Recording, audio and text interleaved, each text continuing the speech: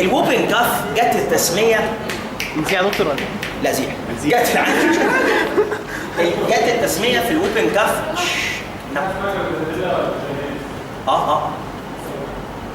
ما يعني شايف في حاجات صغننه عديتها هجمعها لكم في الاخر. في كام بكتيريا كده هبلوا صغيرين والليستيريا ما قلناهاش عشان برضه انا فاكرها كويس قوي، هجمعهم في الاخر خالص. بس خلينا نكمل يا شباب. جت منين كلمه ووبنج كاف؟ انا لسه هقول اهو، لو اديتوني فرصتي هقول. العيان بتاع الووبنج كاف بيحصل له الاتي، ان الاورجانيزم بيجي في الريسبيراتوري سيستم كويس ويعمل سيفير انفلاميشن.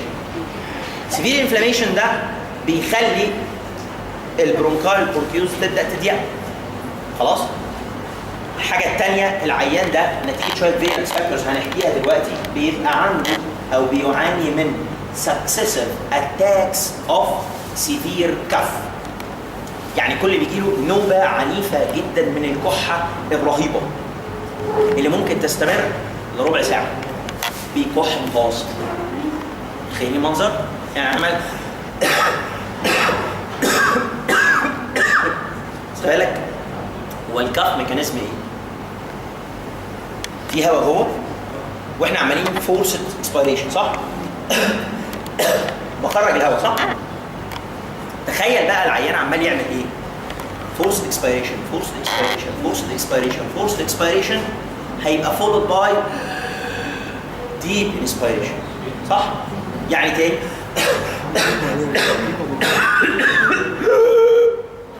ديب بقى الصوت بقى نتيجه الانفلاميشن في اللارنجال فولدز العنيف مع الحركه العنيفه للكاف فورس اكسبيريشن لما يجي يسحب النفس لجوه يعدي يعمل الصوت اللي انا بقول لكم عليه ده الجوب.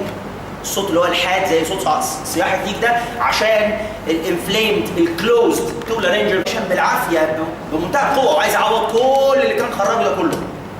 طبعا هنا جت كلمه سؤال ديك لان هو اللي بيحصل انه سكسيسيف اتاكس او اتاك بيبقى فيها سكسيسيف كاف مره ثانيه ثالثه رابعه فولو باي ديب انسبيريشن بس عشان ده مقفول بتدي الصوت بتاع الولد كويس. يعني انت الديزيز كله على بعضه كده شويه كحه يعني انت بتطعم العيال عشان ما تبقاش كحه لانه ده ديبيت حصل حقيقي في الغرب.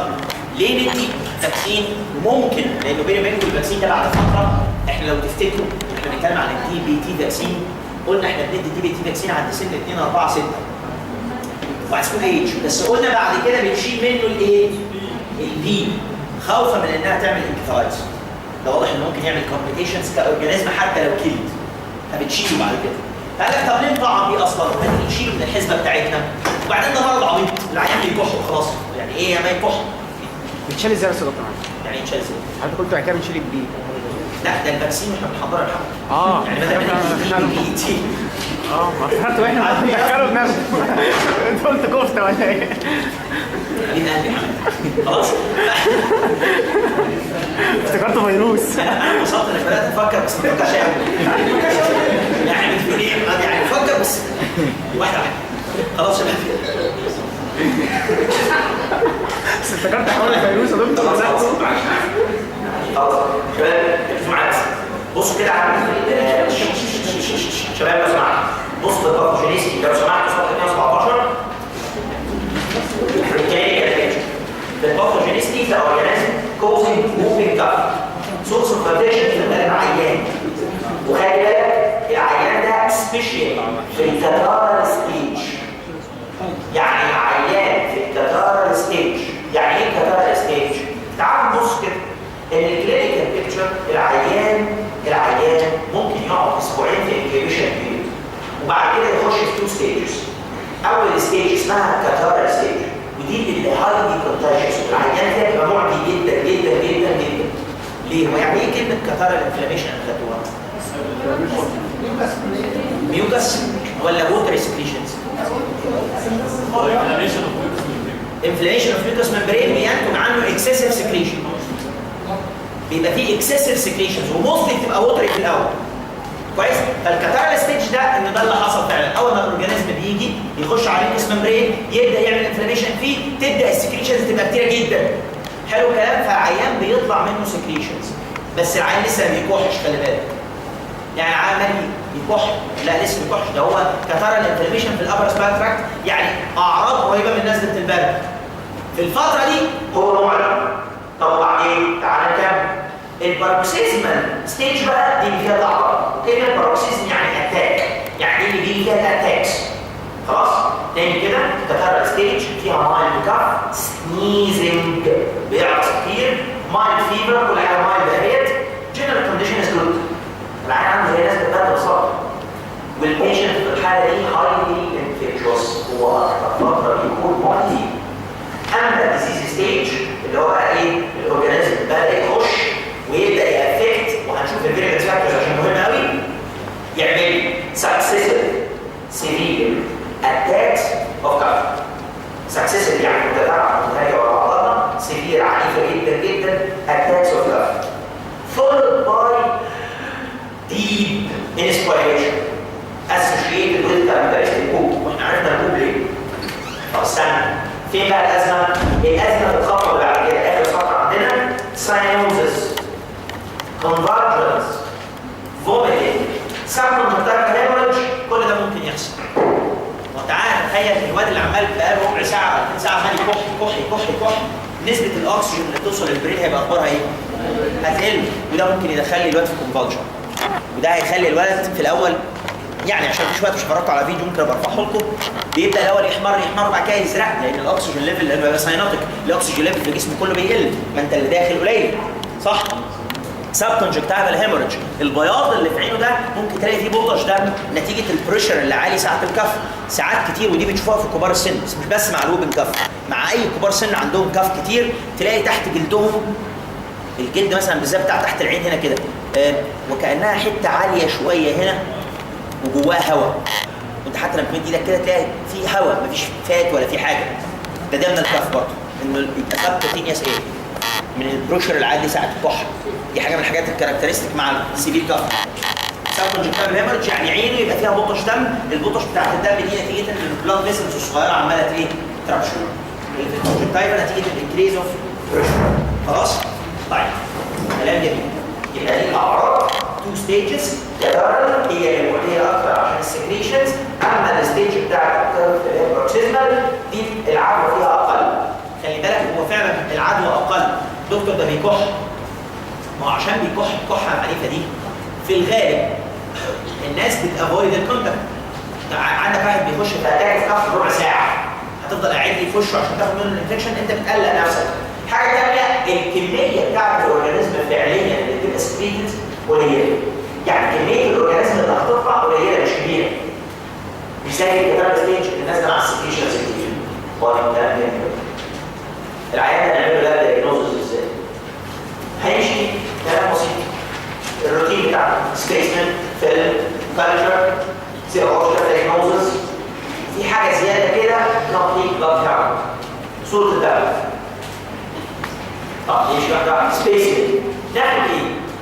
والله دكتور العيان ده غالبا بيجي لنا في الكاتارال ستيج ولا البروكسيزمال؟ ايه رايكم؟ العيان ده يجي لي كاتارال ولا بروكسيزمال؟ اشمعنى ما يجيش كاتارال؟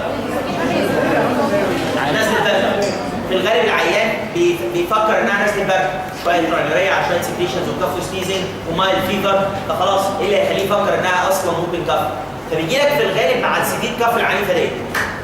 فعشان انت كده انا لسه بقول لك انه في العيان في البروكسيزمال ستيج الكميه بتاعت الاورجانيزم اللي تطلع كبيره ولا قليله؟ قليله. فانت محتاج تاخد سبيسمنت بشكل مختلف. عشان كده بصوا السبيسمنت هنا البيرنيزال سواب عشان اخد سبيسمنت من النيزل كاركس، يبقى انت تخش تجيب من جوه. ماشي. اعمل دايركت اميونو فلوريسنت مايكروسكوبيك. ايه ده انتي بوديز. ده الفكره كلها ان انا عايز اختبر العينه بتاعتي دي. ده انا بختبر ايه؟ بدور على انتي بوديز. يعني انا بعمل ايه؟ لا المره دي بدور على انتي بوديز، مش بدور على انتيجين. بس وانا بستقبل سبيسيفيك انتي بودي عليه الفلوريسنت داي عشان اشوفه موجود ولا لا. واكزامن بالفلوريسنت مايكروسكوب واشوفه. فهمتوا الفكره؟ يعني دي من الاخر كده رقم 2 هي ديتكشن اوف انتيجين باستخدام فلوريسنت تكنيك وسبيسيفيك انتي بودي. رقم 3 الكالتشر. الكالتشر تطلع على حاجه من الاثنين، شوكليت اسمها شاركول. شاركول يعني فيها فحم، وعشان ما تنسوهاش فحم اسمها شاركول بلاد اجار او بوردد جينجو ميديا. بوردد جينجو ميديا دي واحده من الميديات اللي بيطلع عليها البرتاسس. بس بعد اذن حضرتك عشان ما تنسوهاش الشاركول بلاد اجار كده دي كحه وفحم، يعني حاجتين مرتبطين ببعض. هتنسوها. ممكن ديك على الفحم. او ايه؟ او ديك على الفحم. يا سلام. انت جعان فين؟ كده انت جوه الفحم. طيب يبقى تاني دي اسامي بتاعت الميديات بتاعتي. واضح ايروبيكالي 37 في ديوريشن مش 24 ساعه بس، المرات اكستند تو 5 days. الايدنتيفيكيشن عن طريق المورفولوجي او الانفرسنت تيست زي اللي عملناها من شويه او سلايد اكنيشن. ثواني في طريقه ثانيه يا شباب نعمل بيها التيست بتاع الكالتشر، لانه فكره انك تخش بسواب كيرف يروح يجيب من ورا النوز ده حاجه سخيفه قوي. فاخترعوا حاجه ظريفه اسمها كاف بليت ميثود. اسمها ايه؟ كاف بليت ميثود. يعني قال لك هتجيب الطبق اللي فيه البورد الفيجو اللي هي الكالتشر لسه عليه، والعيال اللي عنده اوبن كاف ده تعالى يا عم حط الطبق قدام بقك وانت بتكح، لانه السكسيسيف اتاكس اللي بتجيله اللي فيها فورس اكسبيريشن اكيد هيطلع معاها حاجه كده يعني سيكه كده من الاورجانيزمات. فاحنا بنحط الطبق قدامه فيما لا يزيد عن 10 سم ويكح العيان في اثناء الاتاك. خلص اغطي الطبق وابدا اكمل البروسيجر بتاعي. كده خدت السبيسمن دايركتلي فين؟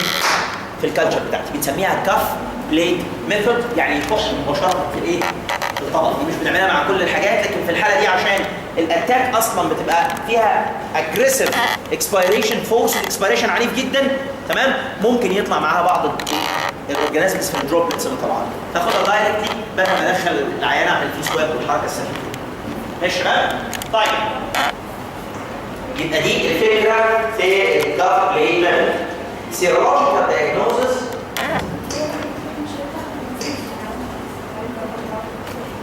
صح؟ لا مش هينفع عشان البورد ميديسن. خلاص؟ معايا يا شباب؟ سيرولوجيكال يعني ادور على الانتي بوديز، بس بعد اذن حضراتكم الانتي بوديز مهم جدا تشوف رايزنج تيبي. يعني ما ينفعش انت تبقى بوزيتيف ونيجاتيف، لانه ممكن يحصل ريكارنس منها ممكن، وبالتالي انا مهم عندي او بحساب كلينيكال قبل كده فالانتي بوديز تبقى موجوده. فمهم قصه الرايزنج تيتري. وانا قلت لكم قبل كده يعني ايه رايزنج تيتري؟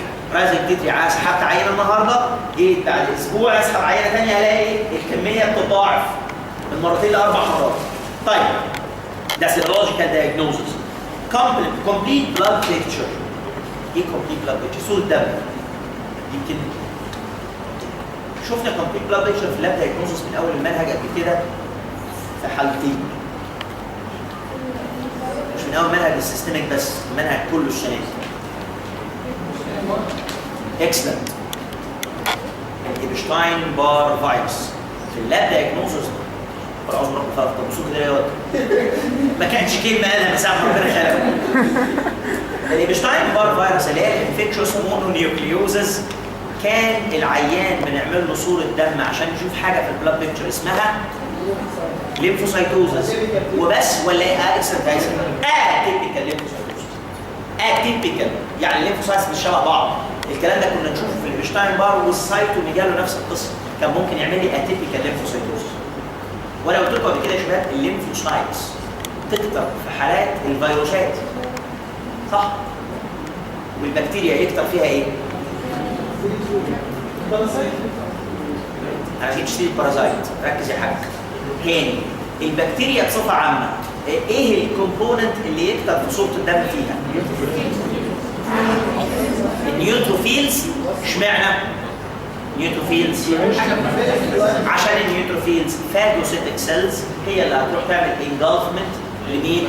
للبكتيريا ديت، عشان البكتيريا اكسترا سيلولار باثوجين موجوده بره الخلايا فمحتاجه حاجه تاكلها. امال الفيروسات موستلي انترا سيلولار، يبقى انت عايز لها تي سايتوتوكسيك تهاجم السيلز نفسها، مش كده الليمفوسايتس بتكتر. واخد بالك هنا بقى بيقول لك ايه اللي كتير؟ ليمفوسايتس ولا نيوتروفيلز؟ وعشان كده حطينا ان هي حاجه غريبه، حاجه هتسجست معاك الايه؟ الدايجنوز ان في ليمفوسايتوزس. خلاص؟ باي ذا واي في بكتيريات ثانيه ممكن تلاقي فيها ليمفوسايتوزس اللي هي دايما تبقى انتراسيلولر، اللي دايما فيها السيل ميديتد اميونيتي اهم. على سبيل المثال التي بي. التي بي يبقى معاه ليمفوسايتوزس ولا النيوتروفيلز هي اللي تزيد؟ بالعقل والمنطق. سيبك من الاول والاخر، هو الليمفوسايت البريدومينانت اميون ريسبونس فيه هي مورال ولا سيل ميديتد؟ سيل ميديتد. دي ليمفوسايتس اللي هي كانت تي هيلبر ودي توكسيك، عشان كده في ليمفوسايتوزس. انما النيوتروفيل مالهاش دور كتير. بالظبط. واللي بتكمل الماكروفاج والمونوسايتس وكده كده هو بيريبليكيت جواه. فالمهم بالنسبه لي واللي بيطلع بكميات كبيره جدا هي الليمفوسايتس، عشان كده في الكبيره هتلاقي ليمفوسايتوزس. هنا نفس القصه، هنلاقي يا شباب ليمفوسايتوزس. السؤال ليه؟ ليه مع البورديتيلا بيرتاسس الاقي ليمفوسايتوزس؟ ايه اللي يخليها تطلع ليمفوسايتس او يطلع ضدها ليمفوسايتس؟ عشان هي انتراسيلولر، واحنا جبنا سيره انها انتراسيلولر؟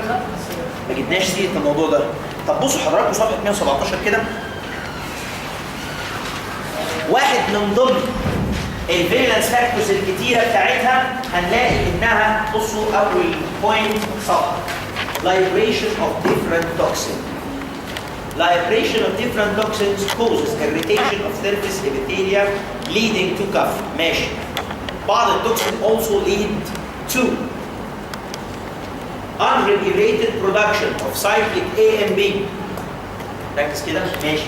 leading to marked increase in mucus، يعني الميوكس هيزيد، وديكريس في الكيلينج ability of phagocytes، وماسيف ريليز اوف lymphocytes into blood. فعشان كده يعمل lymphocytosis and ineffectiveness of natural killer cells. تاني كده يعني الليمفوسايتوزس دي حصلت نتيجه ان في توكسين معين هو اللي بيستيميليت الفورميشن اوف lymphocytes. يبقى دي عشان طبيعه التوكسينز اللي بتطلع منها هي اللي عملت القصه بتاعه الليمفوسايتوزس. ان التوكسين ده زود ميوكس سكريشن، قلل الفاجوسيتك فانكشن، قلل الفاجوسايتوزس، وقف الناتشرال كيلر، وزود الليمفوسايتس، ومن هنا تلاقي الليمفوسايتس كتيره تبقى في ليمفو ايه؟ سايتوزس. ليه يا شباب؟ يبقى دي الفكره ببساطه. خليه يكمل. بيقول لك يحصل نيكروزس في الابيثيليال سيلز او اوبستراكشن في البرونكيولز، وسكندري انفيدورز ممكن يخشوا.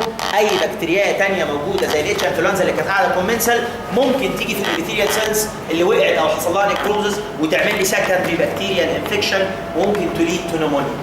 بقيه الفيريلانس فاكتورز تعالوا نبص عليها في الصفحه اللي قبلها لو سمحتوا.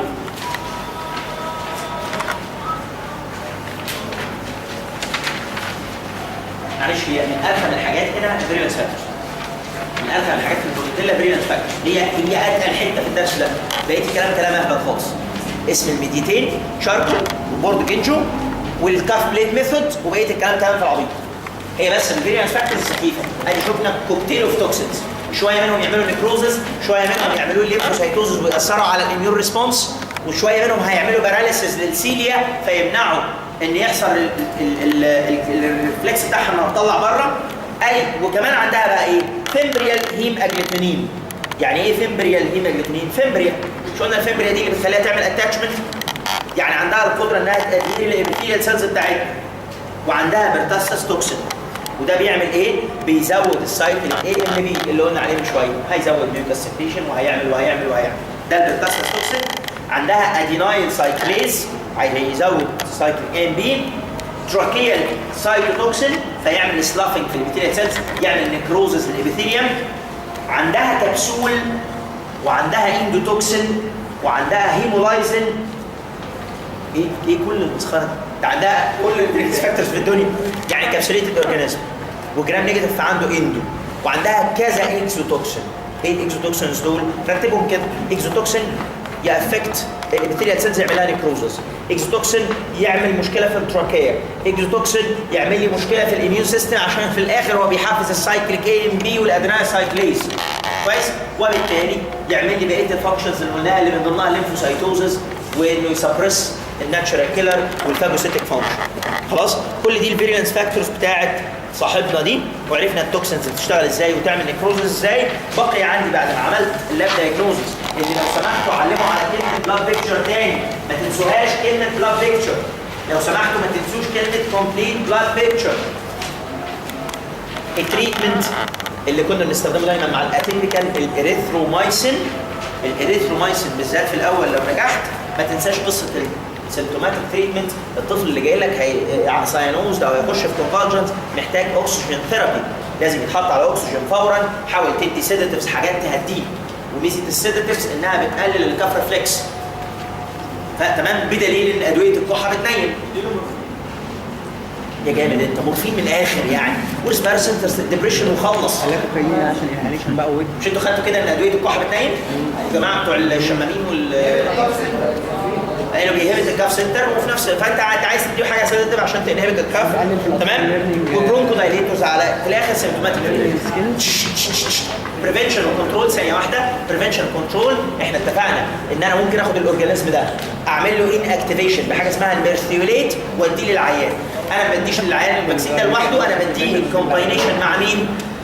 مع التي والتي، ديفتيريا توكسويد والتيتانوس توكسويد. لكن لا ننسى احنا قلنا بنديه عند 2 4 6. في كومبليكيشنز ممكن تحصل منه، ان شاء الله ما بتحصلش الا في الليت ايجز، يعني لما العيان بيكبر 10 سنين او غيره بعد كده، ده اللي ممنوع خالص نديه للسن الكبير. ممكن اعمل سب يونت فاكسين؟ طبعا. مش لسه انت قايل لنا انها كابسيوليتد؟ مش لسه قايلين انها كابسيوليتد؟ يبقى ممكن اعمل سب يونت فاكسين، اخد الكبسوله واستخدمها.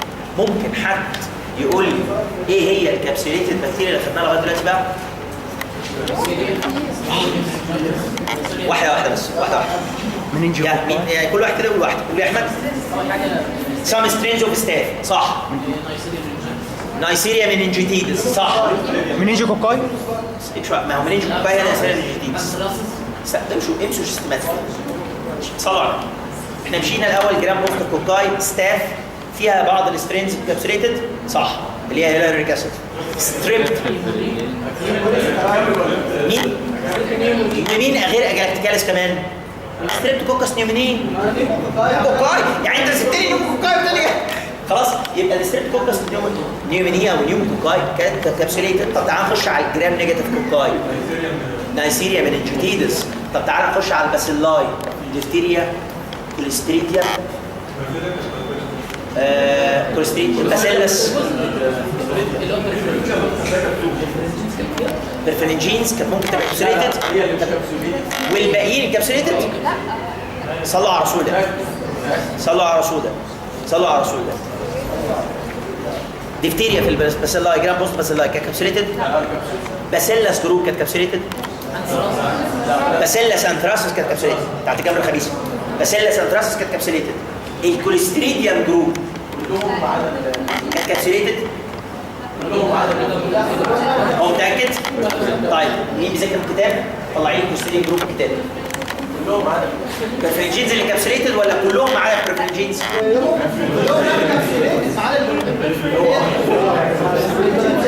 بس احمد قال لك انا متاكد. ايه الكوليستريديوم ولا لسه؟ مين معاك كتاب يا شباب؟ كتاب هات كده. قرأنا كده يا عم الحاج. نعم غلط؟ دكتور بلاش الأسئلة المثبتة. ما هي اسمها دول.